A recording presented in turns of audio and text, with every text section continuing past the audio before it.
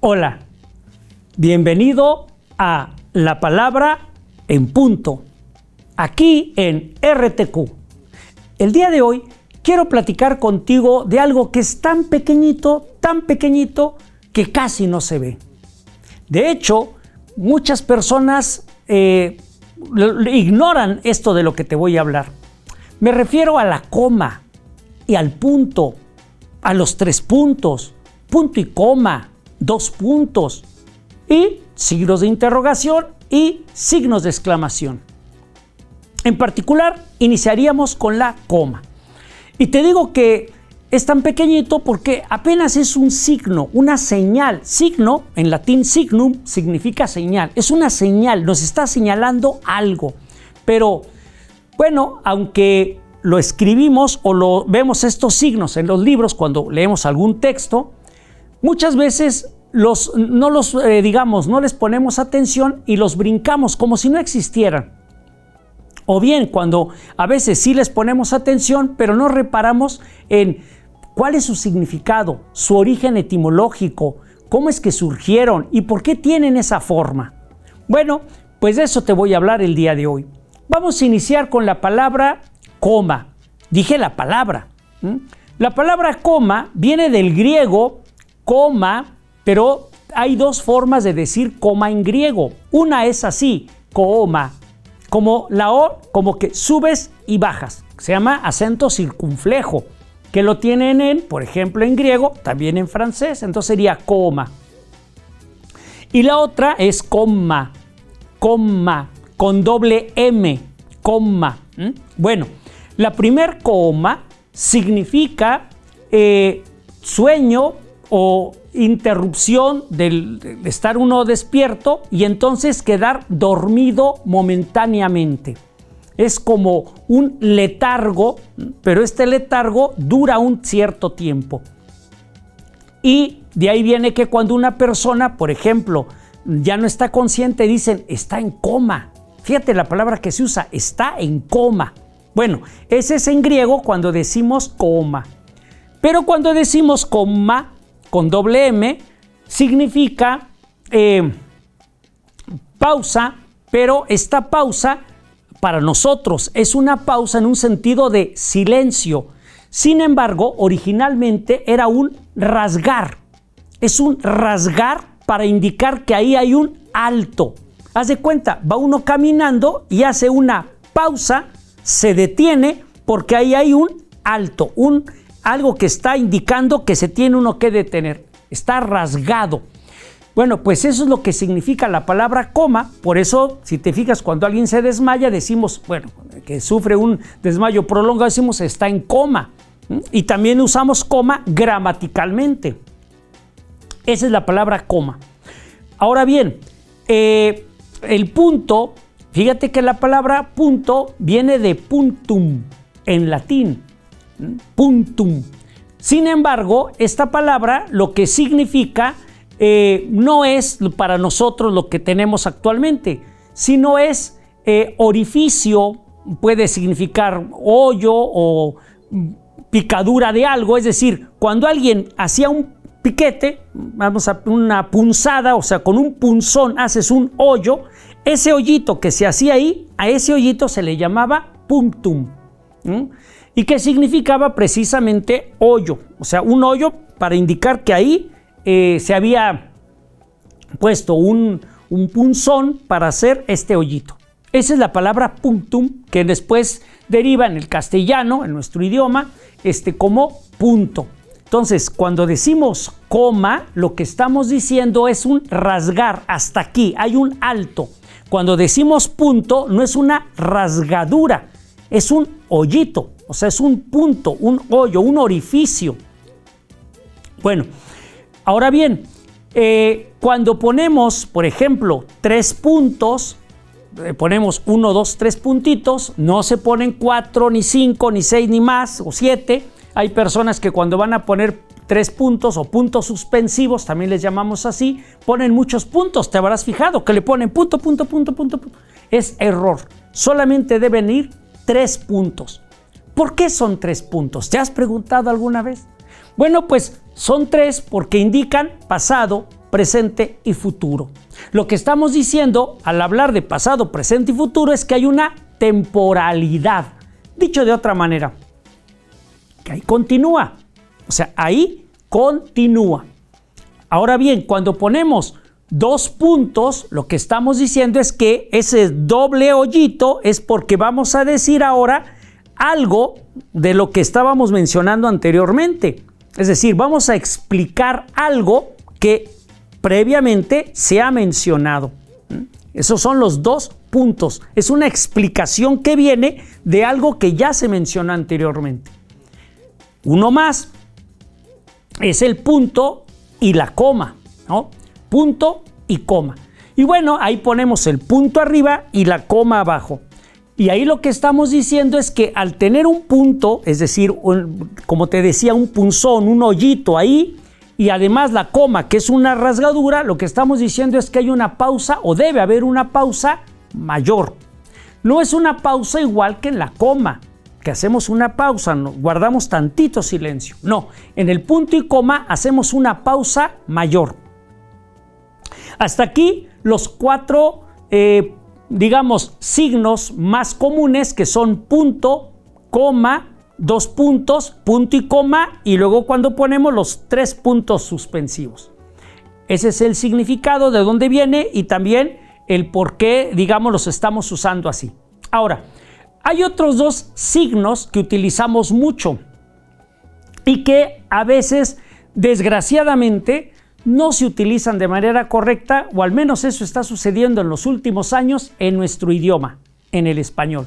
Recuerda que es correcto decir español y también es correcto decir castellano. Hablamos, políticamente hablando, español. Lingüísticamente hablando o filológicamente hablando, castellano. Las dos son correctas. Bien, ¿a qué signos me refiero?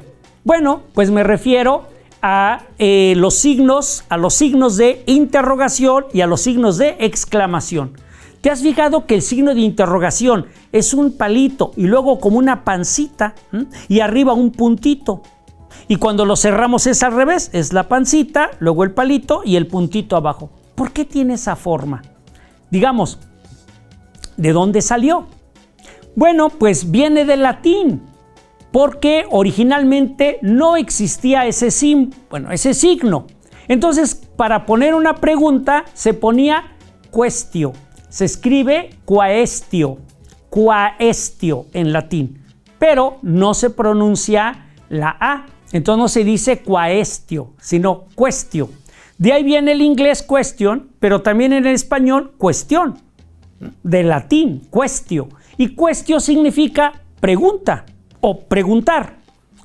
Ahora bien, fíjate que quaestio en latín se escribe primero con una Q y termina con una O. Quaestio. Para abreviar, lo que hacían los latinos en la antigüedad, pues ponían la Q y la O. Y cuando ponían esta Q y esta O, estaban indicando que era una pregunta, una quaestio. Bueno, pues de esta Q y de esta O salió el símbolo, esta forma, este dibujito, por llamarle de alguna manera, el signo que nosotros conocemos. Sin embargo, al principio solamente se cerraba, no se abría. Ahorita voy a decirte cuándo sucede esto de que ahora abrimos y cerramos signos de interrogación, igual que con los signos de exclamación o admiración. Pero originalmente nada más se cerraba el signo, no se abría. Y de ahí viene, repito, este signo de quaestio, Q-O, quaestio, el signo. Bien. El otro signo es como un palito con un puntito arriba, ¿no? Y cuando lo cerramos es el palito y el puntito abajo. Y ahí estamos indicando que es una oración exclamativa, o sea, es una exclamación, o una admiración también decimos. Signos de admiración o signos de exclamación. ¿De dónde viene este signo? Pues viene también del latín.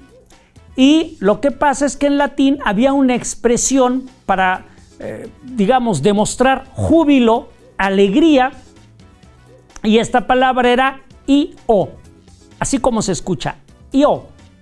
y latina, O, I-O.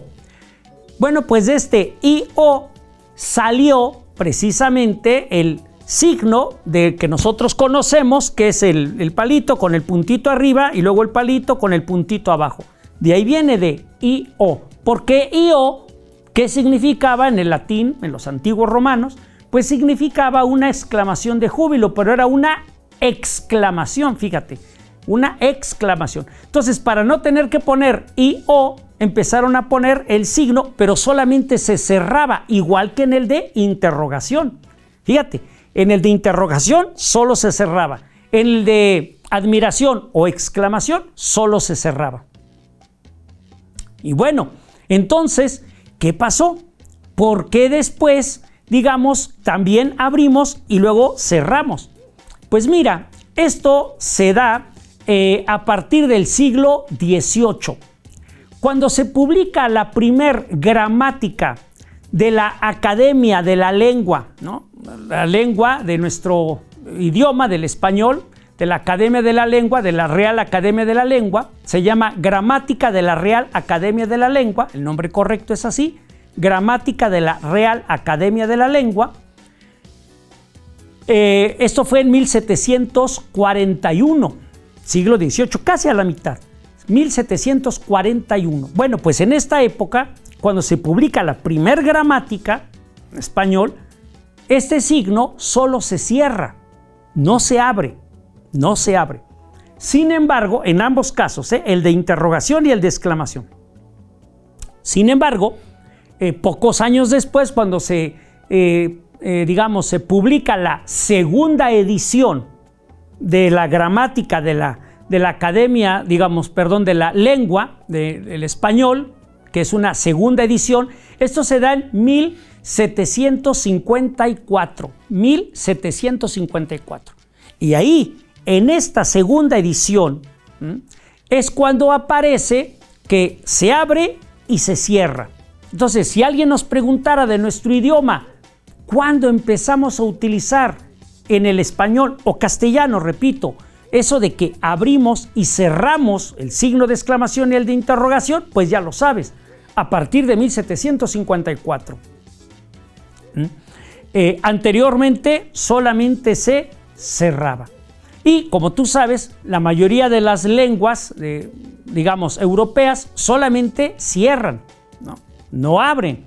El castellano abre y cierra. Y aquí quiero llamar tu atención sobre precisamente que cuando alguien hace una presentación, por ejemplo, en PowerPoint, en Prezi, en cualquiera de las formas, de los formatos que hay para hacer una presentación, ¿te has fijado, que al final ponen gracias? Y después de gracias ponen muchos signos, 1, 2, 3, 4, 5, así muchos, de exclamación. No abren, solo cierran. ¿Te has fijado en eso? Error craso. Craso significa grave. ¿Por qué? Porque si tú pones 2 o 3 o 4, no es mayor exclamación. No hay más exclamación si le pones 3 o 20. Es 1. Además, es como un pleonasmo, para darme a entender. Es como decir, salte para afuera, súbete para arriba. O sea, al ponerlo una vez, ya no tienes que repetir otra y otra y otra. Eso es totalmente desconocer lo más básico de nuestro idioma, de la gramática. Y, por cierto, cuando las personas que suelen hacer eso, fíjate, si tú lo haces, bueno, yo te invito a que reflexiones al respecto, si será conveniente que lo sigas haciendo ahora que ya sabes que es incorrecto. Bueno, pues repito, fíjate que lo ponen al final muchos, pero no abren. O sea, peor tantito. Están poniendo como si nuestro idioma, en español, solamente se cerrara. Y no. Es como si tú fueras a hacer una pregunta y pusieras signos de interrogación, pero nada más pusieras la última, no la primera. Y no le pusieras una, le pusieras 3, 4, 5, 6, 7, 8, como para que sea más pregunta. No tiene sentido. Una vez se abre, una vez se cierra. Hasta ahí. Ese es un comentario. Y sobre esto mismo, un segundo comentario es el siguiente. Y como a modo de sugerencia, con todo respeto, si tú haces alguna presentación, te digo, en PowerPoint, en Prezi o cualquier otra forma en que la hagas tu presentación, yo te sugiero que al final, cuando escribas gracias, no le pongas signos, ni para abrir ni para cerrar, ninguno, porque no es una exclamación. No dices gracias, es gracias o gracias por su atención. El tono de voz es igual al que mantuviste en toda o durante la exposición de tus ideas. No hay una mayor, no subes el tono de voz. Por lo tanto, no hay una exclamación, es simplemente acabas de dar tu presentación, digamos, tu tema, lo que hayas expuesto, y dices gracias, o gracias por su atención. Hasta ahí, no lleva signos de exclamación. Bueno, esto sobre los signos. Ahora bien, vámonos a lo primero que mencioné, que era sobre la coma. Fíjate que en el siglo III antes de nuestra era, en la antigua Grecia, había un hombre que se llamaba Aristófanes de Bizancio. Él ya en aquella época, en el siglo III antes de Cristo, o sea, el 200 y fracción, 270, 280 antes de Cristo, él ya utilizaba la coma, en griego, acuérdate que es coma para alguien que está desmayado y coma cuando es una pausa, una rasgadura, digamos. Bien, pues él utilizaba la coma en el segundo sentido para indicar que al leer un texto, al leerlo, había que hacer pausas. Ahora, ¿por qué decía esto y qué relación tiene con esto que te platico el día de hoy? Pues que él, igual que otras personas posteriormente, de otros siglos, digamos, posteriores a él, decían, un texto cuando se lee, si se lee de corrido, no se comprende. Es tan largo el texto que no se comprende. ¿Qué hay que hacer? ¿No? Decía Aristófanes de Bizancio, hay que fracturarlo para que cuando lo leamos hagamos pausas, con comas, hagamos pausas, porque así escuchamos de fragmento en fragmento y podemos ir, digamos, de una manera más sencilla, ¿no? Comprendiendo lo que se nos está diciendo, como cuando uno digiere algo, ¿no? Vamos a digerir esto que se me está diciendo poco a poco. Entonces, originalmente las comas surgen así, para poder comprender un texto oral. Siglo III antes de Cristo, Grecia. Después, en el siglo II, después de Cristo, estoy hablando ya en la época de los romanos, había un escritor que era Aulio Gelio. Aulio Gelio es muy importante, es uno de los clásicos escritores del momento, de aquella época, del siglo II después de Cristo, o sea, el 170, 180, porque él es autor de una obra que está publicada en varios tomos que se llama Noches Áticas, o sea, las noches desde el ático. Bueno, pues donde narra diferentes costumbres, tradiciones de Roma, etc. Muy bien. La UNAM, por cierto, publicó la obra completa, son cuatro o cinco, no recuerdo, 4 tomos de esta obra. Ahora bien, pues Aulio Gelio decía, a diferencia de su antecesor griego, él decía, sí, pero no nada más debe utilizarse para hablar, sino también para escribir. Entonces, él empieza, Aulio Gelio, a utilizar la coma, pero para escribir. Entonces va marcando, haciendo pausas y dice lo mismo que había dicho Aristófanes, ¿verdad? En su antepasado griego de Bizancio, y dice, para comprender mejor un texto, vamos a ponerlo en partes. Y él es el que inicia esto, en Roma. Ahora bien, ¿quién es o en qué momento se da ahora sí, o que se empieza al menos a utilizar de manera ya más masiva, por llamarle de alguna manera, porque estos eran casos aislados? Bueno, pues se da durante la época de los reinos, o el reino carolingio, en Francia, los carolingios. Estoy hablándote del siglo VIII al siglo X, o sea, del 700 y fracción al 900 y fracción. Los carolingios son los que empiezan ya a utilizar la coma en un sentido mucho más, digamos, cotidiano, no nada más para unos cuantos, sino de manera general. Y bueno, pues ahora te voy a decir que, siguiendo con esto de las comas, algunos ejemplos de las comas, cómo las podemos utilizar en nuestro idioma, y fíjate que son diferentes el uso de cada uno de ellas, de estos ejemplos que te voy a dar, y van a ir apareciendo en la pantalla. El primer uso de la coma son las comas enumerativas. Las enumerativas separan elementos y al separarlos, aunque la lista puede ser larga, poniendo comas indican que es una seriación. Por ejemplo, fui al mercado y compré manzanas, coma, peras, coma, higos, coma, duraznos. ¿Te fijas? Hay comas entre cada uno de estos frutos. Segundo tipo de comas, coma vocativa. La coma vocativa, como su nombre te lo dice, viene del latín vocare. Es un verbo que significa llamar. Entonces, cuando se llama a alguien, por ejemplo, Juan, coma, ven a comer. Juan, coma, ven a comer. Esa coma es una coma vocativa. Luego tenemos las comas elípticas. ¿Cuáles son las elípticas? Cuando igual separan elementos, pero se sustituye el verbo. Se sustituye el verbo. Por ejemplo, Pedro compró manzanas, coma, Juan también. ¿Te fijaste? Ya no digo, y Juan también compró manzanas. Ya no repito el verbo comprar. Pedro compró manzanas, coma, Juan también. Entonces, ahí tenemos el uso de coma elíptica. Luego viene un tercer tipo de comas que son las comas explicativas o incidentales. Estas comas separan información adicional. Por ejemplo, mi perro, coma, como es de raza pequeña, coma, es muy nervioso. Fíjate, esto que dejé entre coma y las dos comas, estoy dando una información que permite comprender mejor el enunciado.